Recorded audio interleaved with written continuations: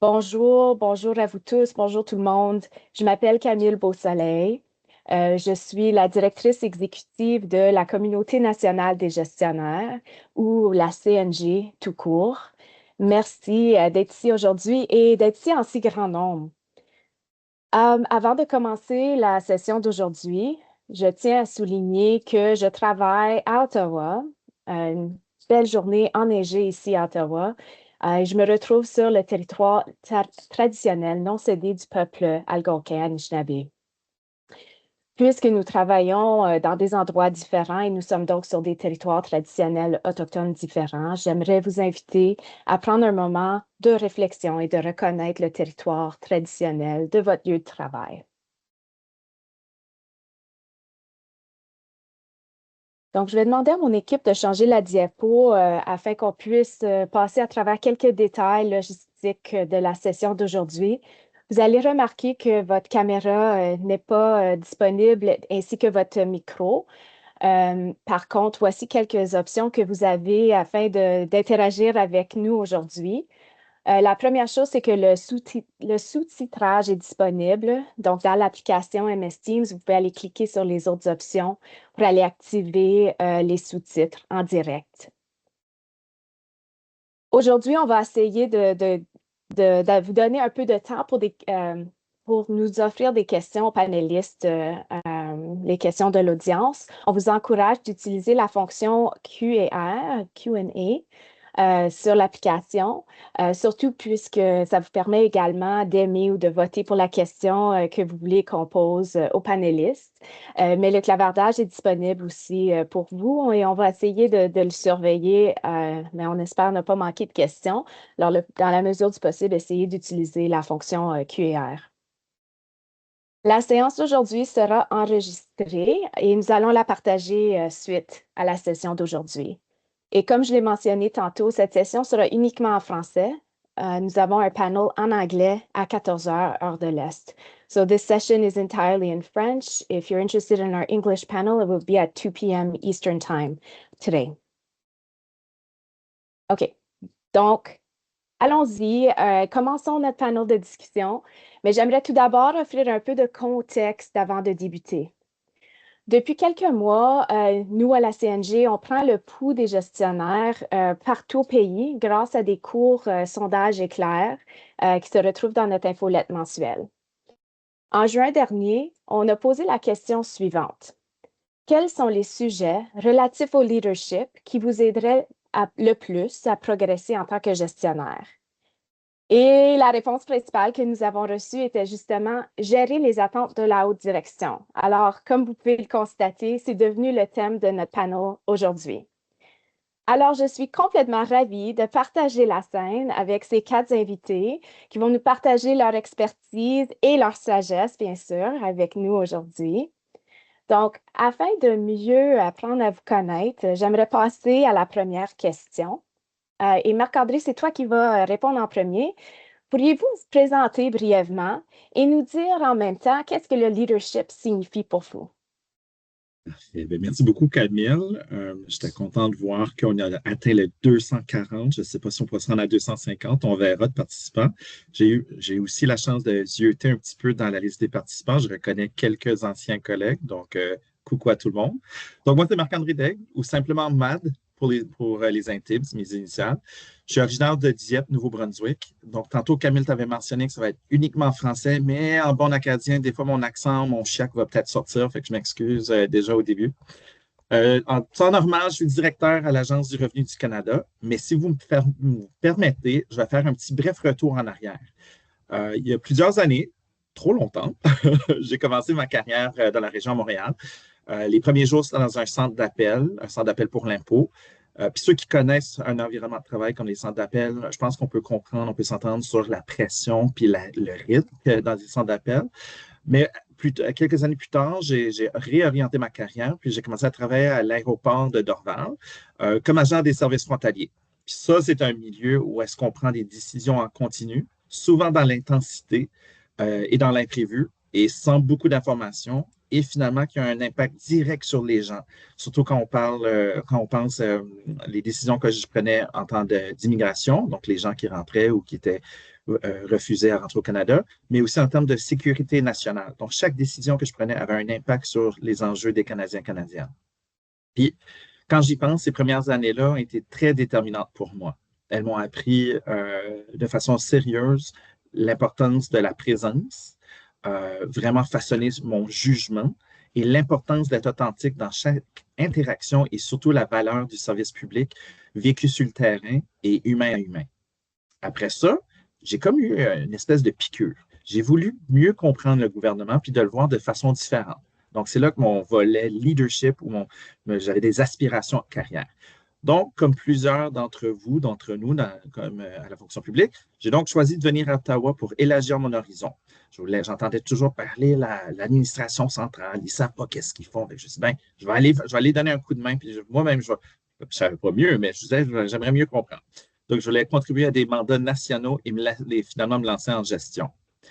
Puis, tout au long, quand je regarde ça avec un peu de réflexion, ces transitions m'ont permis de découvrir des cultures organisationnelles différentes, travailler pour des patrons différents.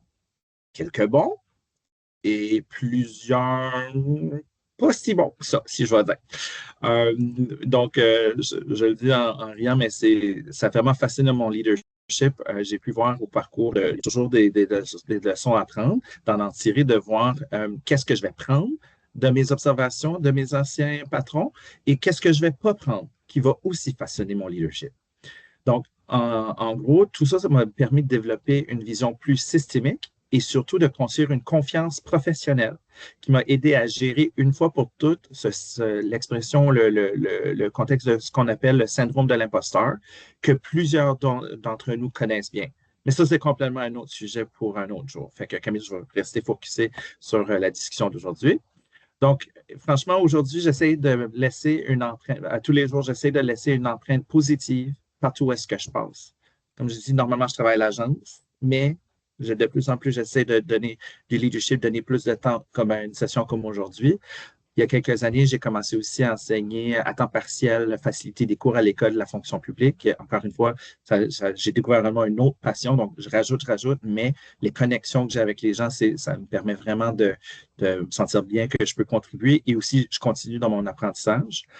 Puis tout ça, je pense toujours de façon authentique dans la façon d'amener de la clarté, de créer des espaces sécuritaires et de soutenir les équipes pour qu'elles se sentent vues et outillées. Donc, pour moi, le leadership, ce n'est pas un titre, mais c'est une pratique quotidienne qui repose sur trois choses. Se connaître, dire la vérité même quand elle est inconfortable, surtout quand elle est inconfortable, et demeurer profondément empathique. Donc, dans le fond, c'est d'accepter ce qu'on ne contrôle pas, être transparent sur ce qu'on sait et sur ce qu'on ne sait pas. Et c'est bâtir des environnements où les gens se sentent suffisamment en confiance pour dire réellement ce qu'ils vivent. Donc, voilà pour moi, Camille, c'est ça que je considère un leadership qui sert à être ancré, cohérent et humain. Parfait, merci beaucoup. Christina, passons à toi. Merci Camille. Merci aussi Mad, si je me le permets, d'avoir partagé ton parcours. Pour moi, moi je m'appelle Christina Bianchi et puis je suis directrice générale en communication à IRCC, donc Immigration, Réfugiés, Citoyenneté Canada. Et puis moi, j'ai fait toute ma carrière au gouvernement. J'ai pas toute fait ma carrière au gouvernement, mais la carrière que j'ai faite à date au gouvernement, c'est en communication. Et puis, j'ai pu travailler avec plusieurs intervenants partout dans le ministère, donc c'est assez diversifié, disons, mais toujours en communication. Ceci dit, j'espère que mes expériences sont assez universelles.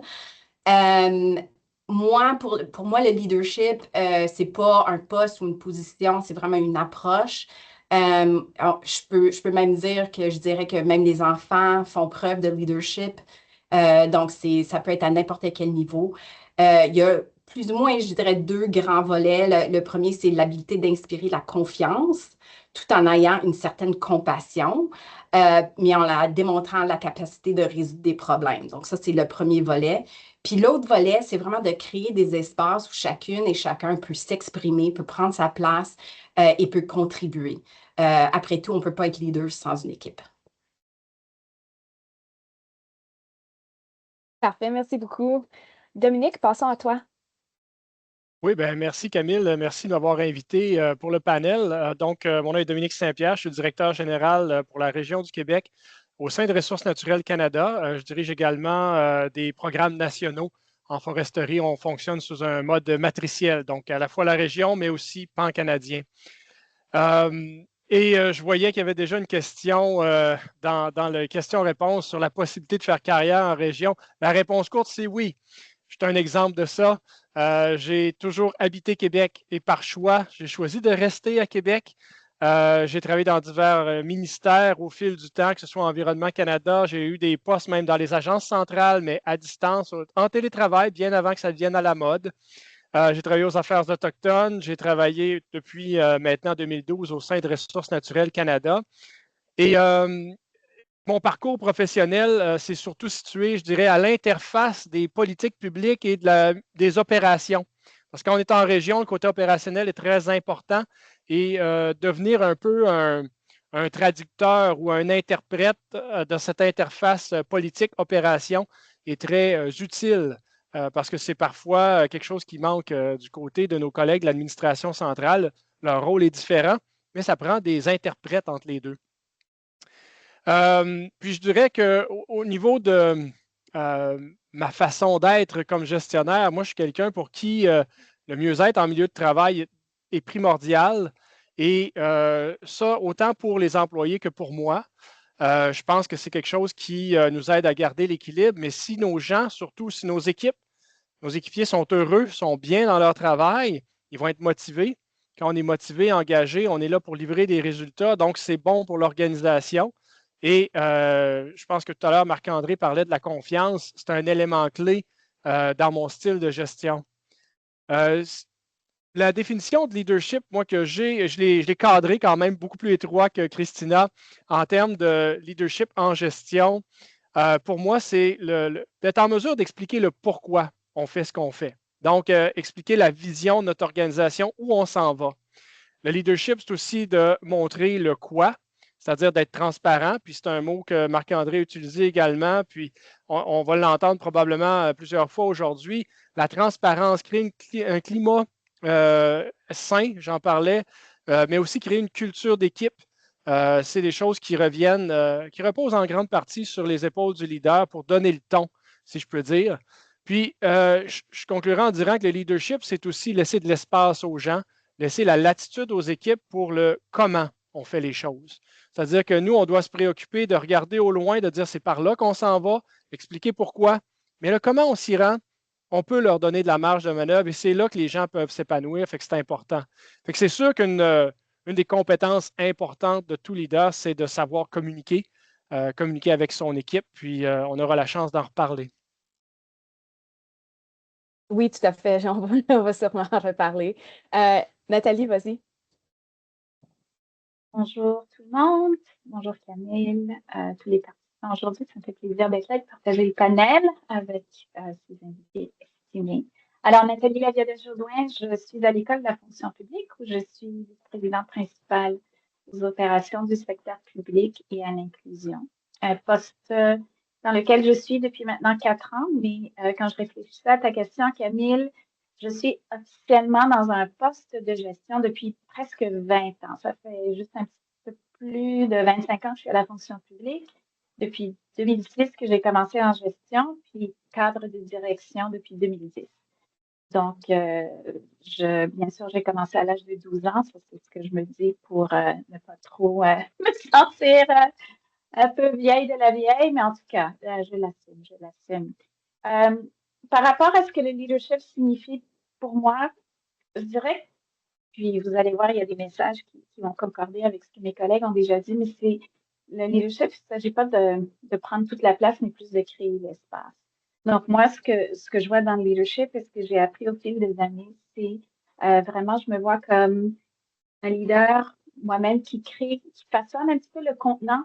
Donc, ça, c'est les conditions, le climat de travail, donner aux gens les repères, les outils, les ressources pour que ces gens-là puissent justement apporter le meilleur d'eux-mêmes et d'elles-mêmes. Puis, je me vois aussi beaucoup comme, en tant que leader, la personne qui peut bien sûr orienter, mais enlever les obstacles, réduire les barrières, clarifier les attentes également pour que les gens puissent pleinement exercer leur expertise et apporter le meilleur d'elles-mêmes ou d'eux-mêmes. Donc, je pense qu'il y a des messages qui vont être similaires, mais je vais le laisser là pour qu'on puisse passer à la prochaine. Puis ça me fait plaisir d'être ici avec vous. Excellent, merci beaucoup. J'aime beaucoup les thématiques qui ressortent de vos définitions de leadership. Et puis, Dominique, comme tu l'as mentionné, on va certainement y retoucher un peu pendant la discussion d'aujourd'hui.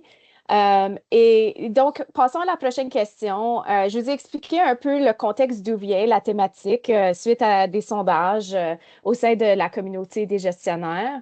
Mais selon vous, comment est-ce que vous définissez répondre aux attentes de la haute direction, mais dans le contexte actuel du gouvernement en ce moment? Et puis, si vous pouvez aussi parler de qu'est-ce que ça peut ressembler le succès dans cet environnement. Donc, Christina, je te passe en premier pour cette question. Merci. Pas question difficile pantoute. C'est un gros sujet. Puis pour moi, écoute, j'y pensais, ça fait un petit bout là que j'y pense. Puis moi, ma première question, c'est quelles sont les attentes de la haute gestion? Est-ce que moi, comme DG, je traduis bien ce que ça veut dire vers mon équipe? Sinon, je pense que comme gestionnaire, c'est à vous de me demander une clarification. Mais aussi, là, puis ça va être, je vais passer du macro au micro, mais au macro, là, il faut comprendre. Puis on le dit souvent, mais je trouve que je me répète des fois, ça a l'air simple, mais il faut être à l'affût du message du greffier, du discours du trône, du mandat du premier ministre, le mandat de notre ministère, le mandat de notre direction générale et de notre équipe. Tout ça, comment ça fonctionne ensemble? C'est un écosystème. Moi, je me retrouve dans un écosystème. Et puis, quelle est ma place? Parce qu'on a chacune une place. Fait que là, à ce moment-là, ben, comme gestionnaire, je devrais en discuter parce que je pense que j'ai une vision, puis si tout a changé, puis si tout a changé récemment, on a un nouveau premier ministre, un nouveau mandat, mais là, je me pose la question comme gestionnaire, OK, bien, le travail de mon équipe, comment il se retrouve dans cette nouvelle, pas une nouvelle structure, mais ce nouveau mandat-là? Et puis, au lieu de juste assumer et continuer ou changer le travail, il faut que j'en discute avec mon gestionnaire, mes cadres, pour justement confirmer que j'ai bien compris la direction de mon équipe. Et puis, le contexte actuel, moi, dans notre ministère, on parle beaucoup de faire moins avec moins. Alors, ça ressemble à quoi? Bien, il faut reprioriser ce qu'on est en train de faire. Puis pour ce faire, bien, on ne peut pas juste assumer non plus que bien, moi, je vais prendre mes priorités à moi. Il faut que je comprenne les priorités de mon DG, mon sous-ministre adjoint, de mon sous-ministre, pour bien comprendre quelles sont maintenant mes priorités dont je dois livrer. Puis des fois, là, ça veut dire, bien, on ne peut pas avoir des centaines de priorités. Il y en a certaines là, de ces priorités qui vont devoir disparaître. C'est une discussion très franche qu'il faut avoir avec nos cadres pour dire, écoute, voici ce qu'on peut livrer. Vous nous dites priorité 1, 2, 3, bien 4, 5, il faut soit mettre en pause ou réinventer ou peut-être ne plus faire. Donc, je trouve ça très complexe de nos jours, puis c'est certain que c'est difficile à faire, mais je pense qu'il faut comprendre notre place dans l'écosystème, puis ensuite, juste confirmer avec nos cadres. Parfait, merci beaucoup. Est-ce qu'il y a quelqu'un qui aimerait renchérir? Nathalie? Je vais peut-être faire un coup de pouce rapidement. Christina a mentionné faire moins avec moins. Puis moi, j'ajouterais, en fait, c'est faire mieux avec moins, qui pour moi ajoute encore davantage de pression, n'est-ce pas? Et donc, dans ce contexte-là, quand je regarde comment définir le succès pour pouvoir répondre aux attentes de la haute gestion, pour moi, la première chose, c'est faire preuve d'adaptabilité puis passer du point de vue de ce qu'on a toujours fait à voir ce que le moment aujourd'hui exige. Donc, c'est de pouvoir accepter qu'il va falloir peut-être revoir nos façons de faire et revoir nos processus, revoir même peut-être des décisions qu'on a prises dans le passé parce que celles-ci peut-être ne sont plus ce que ce moment en particulier exige. Donc, c'est de rationaliser le tout pour se concentrer sur ce que ce moment exige. Ça ne veut pas dire que ce qu'on a fait auparavant n'était pas bon, mais c'est d'être capable de pouvoir s'adapter parce que le moment lui-même a évolué depuis. Donc, je voulais juste ajouter là-dessus. Merci. Dominique, Marc-André, ça va? OK. Merci d'expliquer de votre perspective un peu l'environnement, le succès, ça ressemble à quoi? Des fois, quand on parle de gestionnaire, en anglais, on dit the meat in the sandwich, en traduction, la viande dans la sandwich. On a une tension entre gérer les besoins de l'équipe, de nos employés, mais aussi de prioriser, comme vous dites, et les pressions qui viennent peut-être de la haute gestion. Alors, est-ce que vous avez des stratégies qui fonctionnent selon vous pour gérer cette tension entre gérer par en haut et par en bas lorsqu'on est gestionnaire? Dominique, je te passe cette question en premier lieu. Ben, merci, Camille. Je te dirais d'abord, moi, quand j'ai vu la question, j'accroche sur le mot pression. Je pense que comme individu, comme membre d'une équipe, comme employé au sein d'une grande organisation qui est en transformation, on se met beaucoup de pression. Des fois, on se la met nous-mêmes, des fois, on la subit de l'extérieur. Dans tous les cas, c'est sûr qu'il faut apprendre à vivre avec ça. Particulièrement quand on monte dans la hiérarchie d'une organisation, souvent, la pression va s'accroître ou elle va être différente selon où on est. Donc, il faut apprendre à trouver son équilibre. Puis je pense que chacun a ses façons de faire là-dessus. Là. Vous le savez, il y en a que ça va être de la méditation, des exercices de respiration, du sport, du tricot, jouer dans la neige avec les enfants, on attend une tempête. Là. Donc, je pense que ça, c'est important, d'abord de prendre soin de soi. Si on est capable de bien vivre avec la pression, après, on ne sera pas seulement une courroie de transmission de cette pression-là envers nos employés ou envers nos patrons, parce que ça va dans les deux sens. Donc, je pense que c'est important une des façons de bien naviguer là-dedans, c'est aussi d'utiliser la communication, la transparence, expliquer pourquoi on s'en va dans cette direction-là, pourquoi on n'y va pas, expliquer nos décisions aussi. Pas prendre nos employés pour des enfants d'école. Souvent, ils sont des professionnels dans leur domaine. On peut leur expliquer pourquoi on s'en va dans cette direction-là. Puis j'apporte un petit bémol de faire attention de ne pas tomber dans la justification. Ce n'est pas là notre rôle, mais on peut expliquer. Puis nos employés et nos patrons sont en droit d'entendre ce qui se passe de part et d'autre. Fait qu'en ce sens-là, des outils comme l'écoute, l'empathie sont au cœur de ce qu'on doit développer comme cadre. Et c'est la base de ce qui va nous permettre de relayer efficacement les messages, les orientations à la fois vers nos employés, mais aussi vers la haute gestion. Parce qu'on se retrouve tous à un moment ou à un autre à être le meat in the sandwich, comme tu disais. C'est vrai pour les cadres intermédiaires, c'est vrai aussi pour les directeurs, les DG, pour les SMA. C'est juste que la viande est différente, on va le dire comme ça. Fait que je m'arrête là, je laisse mes collègues enchérir là-dessus. Désolée pour les végétariens qui nous écoutent. Trouvez un meilleur exemple la prochaine fois. Est-ce qu'il y a quelqu'un qui voudrait renchérir, parler un petit peu de cette... Oui, Marc-André. Oui, j'apprécie, Dominique, ce que tu viens de mentionner là. Puis ça fait un peu il semble déjà, on est juste dans la troisième question, puis il y a déjà un fil conducteur. Je pense qu'il faut réaliser que on serait tous portés, on a cette tentation-là, quand on est dans un poste de leadership, puis surtout quand les choses ne sont pas claires, c'est de rassurer tout le monde. C'est dans notre esprit humain, dans notre culture qu'on veut rassurer, mais il faut vraiment faire attention. On ne peut pas se permettre de rassurer à tout prix. Puis tu sais, mais la pire erreur, c'est de faire, comme on dirait par chez nous, là, c'est de se faire des accroires, puis c'est de prétendre que de tout savoir, puis puis c'est là où est-ce qu'on met le fameux masque. Donc ça, c'est vraiment, il faut y faire attention, parce que les équipes, là, ils reconnaissent immédiatement quand on n'est pas vrai, quand on n'est pas authentique, puis ça se fait plus tard que de bien. Donc vraiment, je vois ça qu'il y a comme une espèce on parle de tension, on parle de disparité extrême. Les employés veulent des détails précis, puis ils veulent là. Mais la réalité, c'est que les détails, on ne les connaît pas encore. Les annonces qui se font au niveau politique, on n'est pas au courant du tout. Donc, on est sur les Reddit, on suit les médias, nous aussi. La haute direction, elle avance avec autant d'incertitudes. Puis tout le monde espère une stabilité rapide, là, mais elle ne viendra pas demain matin. Fait que c'est juste un petit, pensez-y bien que c'est ça la réalité qu'on vit en ce moment. Oui, parfait. Nathalie, Christina, d'autres choses?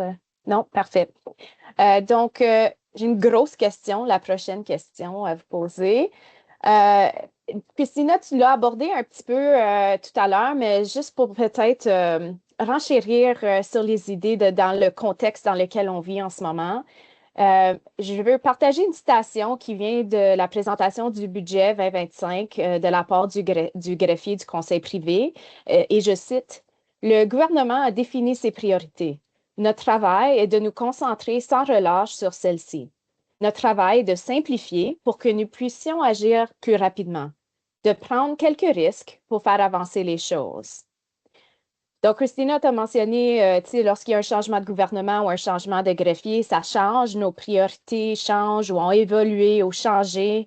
Mais comment est-ce qu'on navigue comme gestionnaire dans ce monde-là? Quelles sont peut-être les meilleures pratiques au point de vue de communication pour, encore une fois, partager ces informations-là, soit avec les cadres supérieurs ou même avec nos employés? Nathalie, tu veux-tu partager quelques idées sur cette question? Oui, grosse question. Alors, meilleure pratique pour communiquer efficacement avec les cadres supérieurs. Je dirais la première chose, c'est d'aller rapidement à l'essentiel, droit au but.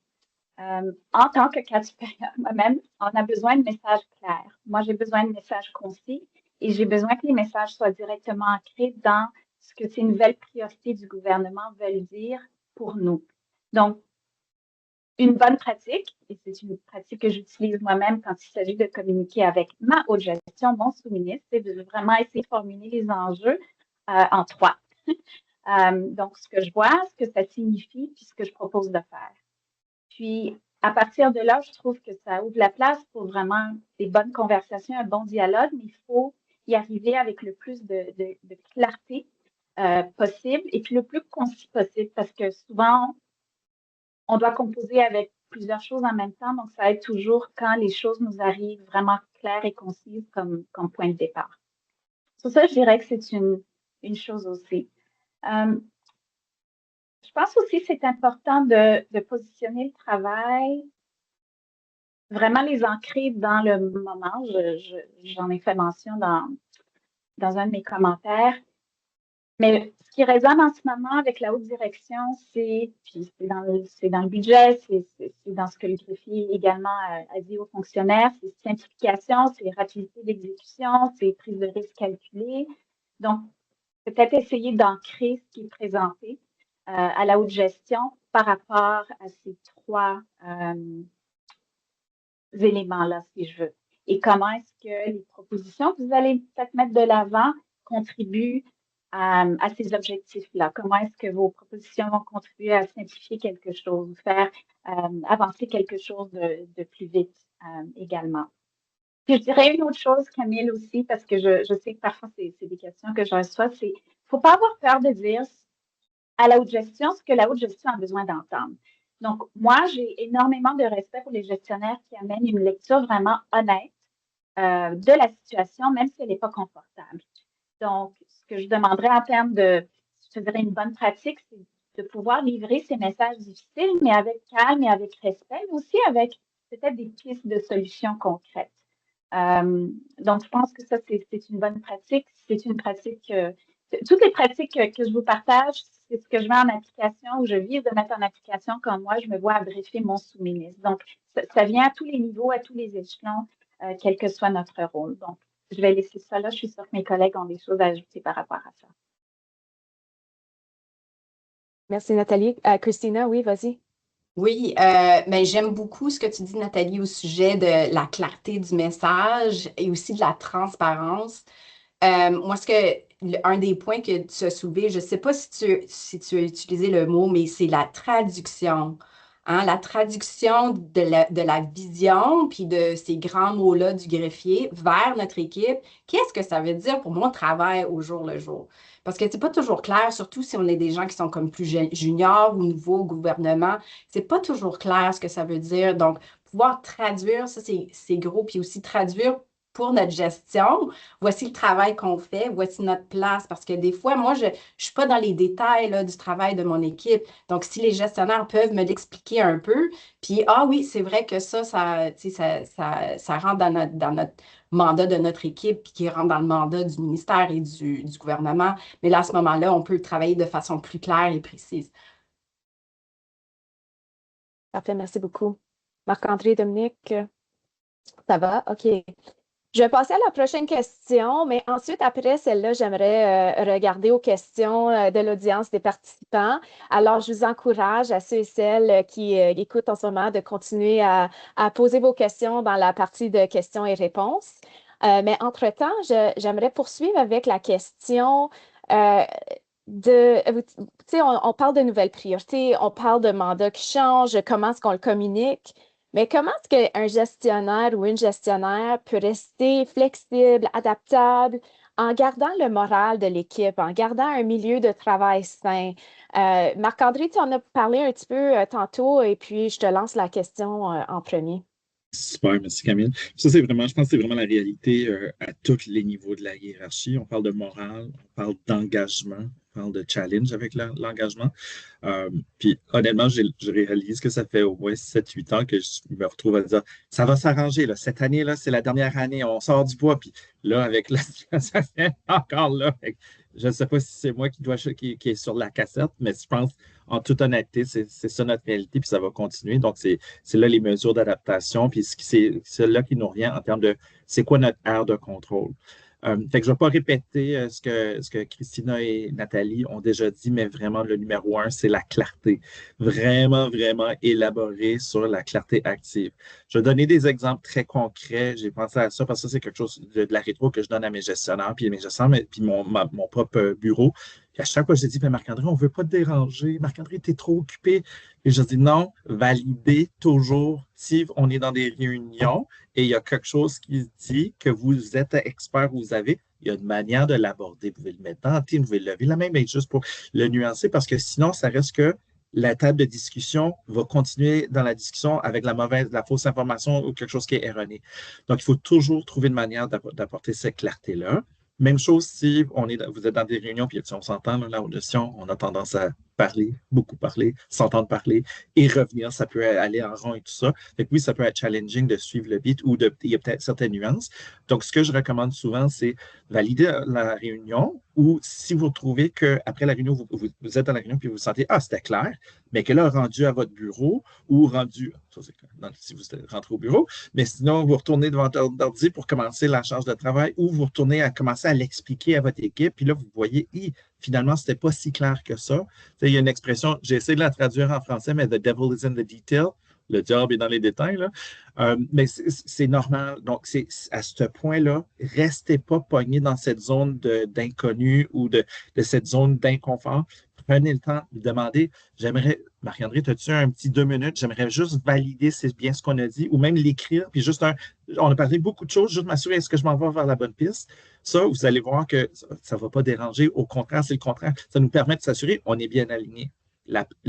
En ne faisant pas ça, vous allez vous retrouver, puis je sais que c'est sûrement la réalité de tous, moi-même y compris, c'est qu'on va passer ne pas valider tout au long du cours. Ça fait qu'on va passer plusieurs heures, on demande à plusieurs personnes à travailler différentes choses pour finalement présenter quelque chose qui n'est pas du tout aligné. C'est pas le fun pour personne de se faire dire « Ah, moi, finalement, il faut tout refaire » ou les choses, il y a de la formation qui a changé, la direction, on parle de constante évolution.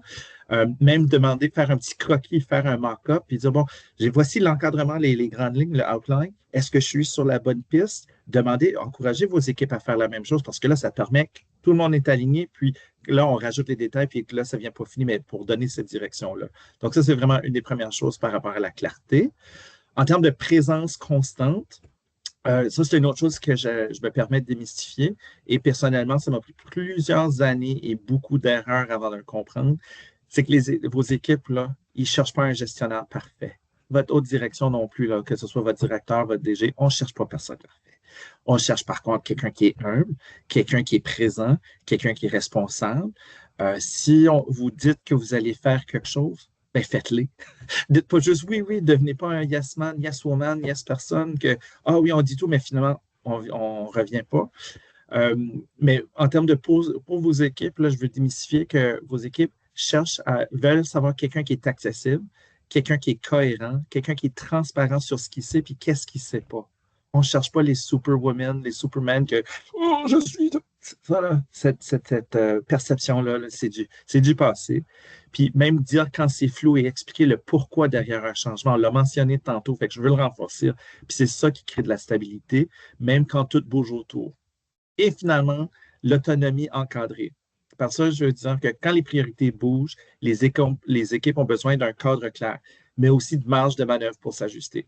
Donc, comme gestionnaire, ce que vous pouvez faire ou ce que votre aire de contrôle, c'est offrir des objectifs précis, mais laisser de l'espace sur le comment.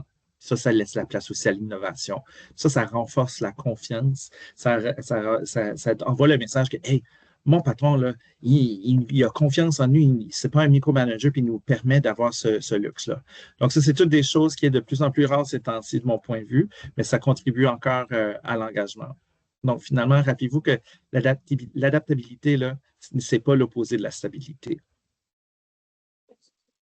Merci, Marc-André. Dominique, je te vois avec ton micro, oui. C'est ça, j'ajouterais un petit quelque chose en complément parce que je rejoins tout à fait ce que Marc-André vient de dire. Une chose qu'il faut comprendre, puis il faut l'admettre, là, c'est que le changement s'est rendu constant. Tu sais, il y a le fameux dicton, il n'y a rien de constant, si ce n'est le changement. Tu sais, c'est fini l'époque où on transformait nos organisations, puis on était good pour 10, 15 ans, puis on surfait. C'est fini cette époque-là. Même des plans stratégiques de 5 ans. My God! 5 ans, c'est une éternité maintenant. Donc, c'est plus la réalité d'aujourd'hui. N'hésitez pas à le communiquer à vos équipes. Puis communiquer, le mot-clé, c'est encore la communication. Puis je rejoins Marc-André que quand la situation est ambiguë, là, d'être explicite, mettre le doigt dessus. Oui, c'est pas clair, je le sais que c'est pas clair, mais c'est ce que je sais en ce moment. Et donc, de continuer à présenter le pourquoi ou le contexte, l'environnement dans lequel les décisions sont prises, ça aide à comprendre. Puis, j'ai vu qu'il y avait une question dans le chat, je prends de l'avance, Camille, de M. Gaudreau qui dit peux-tu distinguer, Dominique, c'est quoi expliquer versus justifier nos décisions? Puis je pense que c'est pertinent, entre autres, autour de cette question-là. L'explication, c'est de faire comprendre à nos gens, de faire du sens, donc d'expliquer avec des faits, de leur dire voici ce qui se passe. Donc, alors que de justifier, on est plus dans essayer de convaincre. Donc, dans la décision de valeur, de dire, c'est important parce que c'est pas là qu'on a besoin d'aller. Ça, c'est autre chose. Donc, quand je dis expliquer, c'est vraiment axé sur la compréhension. Donc, c'est pour ça que c'est là que moi, je fais une distinction importante quand j'explique le pourquoi. Le pourquoi est beaucoup rattaché à la lecture de l'environnement. Puis, je pense que ça aide les gens de comprendre. Ils peuvent être en désaccord, mais ils vont comprendre. Parfait, merci. Nathalie, Christina, ça va? OK. Je pense qu'ils sont tout dit. C'est bon, c'est bon. OK, parfait. Je vais passer à une question qu'on a reçue qui aussi mentionne que c'est très rafraîchissant de vous entendre. Alors, merci à vous tous. Puis peut-être, Nathalie, tu en as parlé un petit peu dans ton propre style quand tu communiques toi-même à la haute gestion, mais la question, je touche un peu de comment peut-on informer la haute gestion, sous-ministre ou autre, que la décision ou la direction qu'ils nous ont communiquée aura des impacts au-delà de ce qu'ils ont imaginé. Fait que, Nathalie, je te mets un peu sur le spot puisque tu en as déjà parlé un peu, mais si tu peux peut-être rajouter sur cette composante-là. Oui, certainement. Moi, je commencerai en disant, moi, en tant que cadre de gestion, je m'assurerai que l'environnement est propice pour que les gens se sentent à l'aise de pouvoir amener cette information-là. Je veux dire, on n'est pas aussi proche nécessairement des opérations. Et donc, il est important qu'on puisse nous apporter l'information dont on a besoin pour nous outiller à prendre la meilleure décision possible. Donc, s'il y a de l'information, je ne sais pas que les gens cachent de l'information, mais je pense que des fois, les gens sont réticents parce qu'ils font des présomptions que s'ils apportent une perspective qui n'est pas populaire ou un avis qui semblerait contraire, que c'est une mauvaise chose. En fait, non. Je pense que l'important, c'est de s'entourer de toutes ces perspectives-là pour que, avec le tout, on puisse prendre la meilleure décision informée. Donc, ce que ça veut dire pour les gestionnaires, c'est s'assurer que tout le monde fasse en fait leur devoir au niveau d'amener la bonne information, de s'outiller avec les bonnes données, d'être capable de vraiment bien comprendre les enjeux. Je sais que Marc-André, tu tu parlais de clarté, mais quand on n'est pas en mesure de bien expliquer un enjeu, c'est peut-être parce qu'on ne le comprend pas très bien.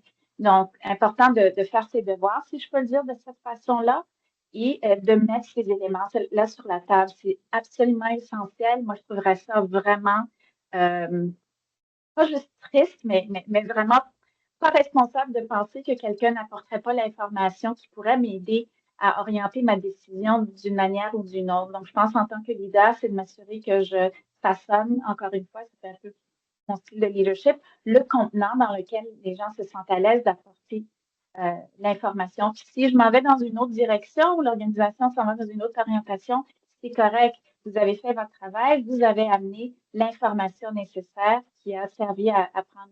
Puis encore une fois, vous n'allez peut-être pas être d'accord avec la décision qui est prise, mais vous auriez fait votre job, si je peux dire comme ça, d'apporter tous les éléments à la table pour s'assurer que la haute gestion soit le mieux équipée possible pour prendre la meilleure décision qu'il ou elle juge appropriée pour le moment.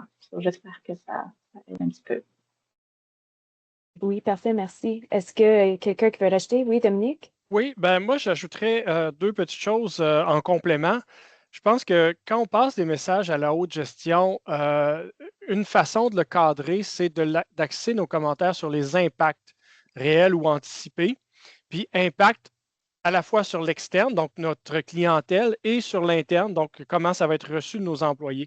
C'est toujours une façon qui est assez simple et qui va intéresser la haute gestion, c'est certain.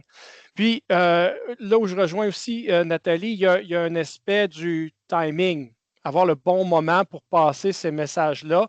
On ne peut pas arriver d'un cadre de porte puis arriver avec des gros enjeux. Il faut trouver des fois le bon moment, d'aller chercher le bon temps. Ça n'a pas besoin d'être long. Des fois, en 10 minutes, on peut passer énormément d'informations, mais c'est les deux petits points en complément que j'amènerais à ce que Nathalie a dit. Vas-y, Christine. Et j'en ajoute d'autres pour comprendre son contexte aussi. Donc, au-delà de la réunion de 10 minutes au lieu du cadre de porte, aussi comprendre le contexte. Est-ce que tu penses que la décision peut être renversée? Comme, soyez clair de la façon que vous présentez vos enjeux, parce que ça se peut que ça soit vraiment un enjeu très important, mais que vous reconnaissez, la décision a été prise, mais voici les répercussions. Et aussi, puis moi, c'est mon thème, là, quelles seraient vos suggestions? Qu'est-ce qu'on pourrait faire pour mitiger les problèmes qu'on pourrait voir? Parce que si vous arrivez avec des solutions ou des idées de solutions, moi, ça m'aide aussi. Parce que si je ne comprends pas bien l'enjeu, bien là, je ne peux pas non plus solutionner ce qui va venir par après. Donc, j'ajouterais ça aussi. Parfait, merci. Marc-André, ça va? J'ai une question qui touche un peu à la transparence. Vous avez parlé au point de vue de communication, clarté et transparence, qui fait mention du contexte actuel, surtout en matière des ressources humaines, de vivre dans l'incertitude. Est-ce que vous dévoilez des choses, des plans RH, les priorités, les risques? Comment est-ce que vous faites la décision? Je retravaille un peu la question, là, mais comment est-ce que vous prenez la décision sur qu'est-ce que vous partagez? Comment est-ce que vous trouvez l'équilibre dans cette transparence? Est-ce qu'il y a quelqu'un qui se... Dominique, vas-y. Je peux bien me lancer, puis mes collègues compléteront. Moi, je l'ai dit d'entrée de jeu, je suis un grand fan de la transparence. Ça fait partie de mes valeurs, mais en même temps, la façon, puis particulièrement dans le contexte, là, vous savez, à Ressources naturelles, chez nous, les annonces du réaménagement des effectifs se sont faites jeudi dernier. C'est mon quotidien ces jours-ci. Je vais au maximum de la transparence. Et une des façons que je le fais, c'est en expliquant le contexte, en expliquant ce qui est connu. Donc, ça amène déjà beaucoup de lumière sur ce qui se passe. Puis ensuite, je suis clair aussi sur ce que je ne sais pas et aussi sur ce que je ne peux pas dire. Parce que j'ai des questions, je ne donnerai pas d'exemple, mais ça m'est arrivé une question en assemblée avec les employés, puis j'ai clairement répondu, ben non, ça, je ne peux pas le partager à ce moment-ci. Et on passe à la question suivante. Et à ma grande surprise, moi, intuitivement, je me dis, ils ne seront pas contents de ne pas le savoir. Au contraire, les gens disent, au moins, on sait où il loge. On sait qu'il y a l'information et qu'il ne peut pas nous le dire. Donc, je pense que la transparence, on peut aller jusque-là, donc être explicite sur ce qu'on ne veut pas, ne peut pas. C'est là que je loge là-dessus. Parfait, merci. Quelqu'un d'autre peut rajouter, Nathalie? Je veux juste renchérir pour dire 100%, 1000%, puis je vous dirais que la plupart du temps, d'être en mesure de dire, j'ai eu à le faire, je dois le faire. Oui, j'ai l'information, mais je ne suis pas en mesure de la partager à ce moment-ci. Dès que je serai en mesure de le faire, je vais le faire. Puis ça, déjà, ça réduit un peu l'anxiété parce que les gens savent qu'on leur fait confiance, qu'on ne les bébé pas. Je veux dire, ce sont des adultes et puis je pense que c'est important d'être transparent à ce niveau-là. Transparence, ça ne veut pas dire tout dévoiler parce qu'il y a aussi il y a des choses sur cabinet confidence qui ne peuvent pas être dévoilées. Donc, mais d'être explicite là-dessus, je pense que ça va très, très loin au niveau de bâtir cette confiance-là entre tout le monde. Moi, je suis un peu, merci, puis je suis tout à fait d'accord, là. C'est ça un peu la réalité. Il y a cette perception-là que tous les directeurs et plus, on sait tout qu'est-ce qui se passe, que toutes les décisions à venir, c'est pas la réalité. Fait que le plus qu'on peut démystifier, debunk en anglais, moi, avec mes équipes, avec mes collègues, où est-ce qu'on sait que quand on est au courant qu'il y a certaines discussions, puis ça, c'est des choses qu'on peut pas qu'on cache, mais qu'on peut dire ouvertement, bon, si on a des temps de rôle, on a des situations, on dit, bon, sachez qu'il y a des discussions en cours, mais on est loin d'une décision. Donc, là, c'est un bon moment important si vous avez des conseils, si vous avez des idées, donnez-nous-les, là, parce on va mettre ça dans la machine, puis on verra. Mais tant que sur l'autre, dépendamment des sujets et quoi que ce soit, ça, c'est des pratiques. Une autre chose spécifiquement pour mes gestionnaires, parce que surtout, comme je disais, ça fait plusieurs années qu'on dit la même chose, ça va être beau, les choses vont s'améliorer. J'essaie de vraiment favoriser un esprit, un climat de confiance et sécuritaire pour mes gestionnaires. Où est-ce que dans nos tables, nos rencontres de gestion à chaque semaine, je dédie quelques minutes, soit au début, soit à la fin. Bon, qu'est-ce qui se passe? Voulez-vous avoir un tour de table de rant session où est-ce qu'on dit, c'est quoi les crottes sur le cœur, là? Qu'est-ce qui vous fatigue? Ou s'il y a des choses, avez-vous entendu des échos de quelque chose? Fait que là, il y a un petit moment de validation. On me dit, mais ça, Marc-André, je l'entends beaucoup de d'autres équipes. Fait que là, moi, je dis, bon, ça, moi, j'ai pas rien entendu. Ah, ou ça, je ne sais pas. Ben, je vais aller faire un retour, je vais aller poser des questions moi-même à ma table de directeur avec le DG. Je vais dire, est-ce qu'on a entendu parler de ça? Non, c'est beau. Là, je fais un retour. Donc, ça, c'est pas pour contribuer aux rumeurs, mais c'est justement pour les adresser que ça n'enlève pas que la discussion, comme on disait, là, les discussions près du couleur d'eau, qu'il y avait des discussions et des bruits courts, mais ça, c'est une possibilité de trouver une manière de reconnaître qu'il y a des discussions, mais même démystifier que, gars, c'est juste pas le cas en ce moment. Bon, des petites pratico-pratiques que j'essaie de. Oui, puis merci, ça mène bien à ma prochaine question au niveau des perceptions, que parfois on peut avoir, on peut imaginer les attentes de la haute gestion. Et puis peut-être notre perception comme gestionnaire est erronée de qu'est-ce que la haute gestion s'attend de nous. Et puis, je vais vous donner un exemple personnel. 3 ans passés, en commençant dans ce poste, je réalise que je me rapporte directement à un sous-ministre champion. C'est la première fois de ma carrière que je dois rencontrer un sous-ministre en personne, que je dois le briefer sur nos activités. Complètement nerveuse, c'est la première fois que ça m'arrive, je ne sais pas trop à quoi m'attendre. Donc, disons que j'ai appris, après plusieurs mois de rencontres, ma perception de ses attentes ont changé, comment je dois le briefer, comment établir une super belle relation avec lui dans notre travail. Donc, je suis curieuse de voir aussi s'il y a des stratégies pour aider dans cette communication avec les gestionnaires qui ont peut-être des perceptions erronées de vos attentes comme cadre supérieur. Donc, est-ce que vous avez peut-être des exemples ou des meilleures pratiques aussi en termes de cette communication? Oh, Nathalie, je pense que tu étais la première. Vas-y. Une chose que je fais pour justement réduire cet écart-là entre la perception et la réalité, c'est que j'organise, j'appelle ça je suis désolée pour l'acronyme la terminologie en anglais, mais skip level.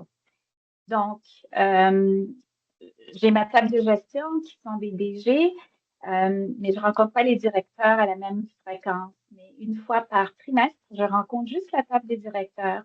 Ça me permet d'établir et de continuer à renforcer ces liens-là, puis de réduire l'écart potentiel entre leur perception de ce qui se passe à mon niveau et ce qui se passe dans leur cercle le plus immédiat. Puis je trouve que c'est une bonne façon de bien rester connecté et ça devient un espace où ils peuvent justement me poser très directement ces questions-là pour, on l'espère, qu'il n'y ait pas vraiment trop d'écart entre la perception et la réalité. Donc, ça, c'est une des choses que je fais qui fonctionne bien pour moi. Parfait, merci. Je pense que Christina, tu étais après Nathalie, vas-y. OK.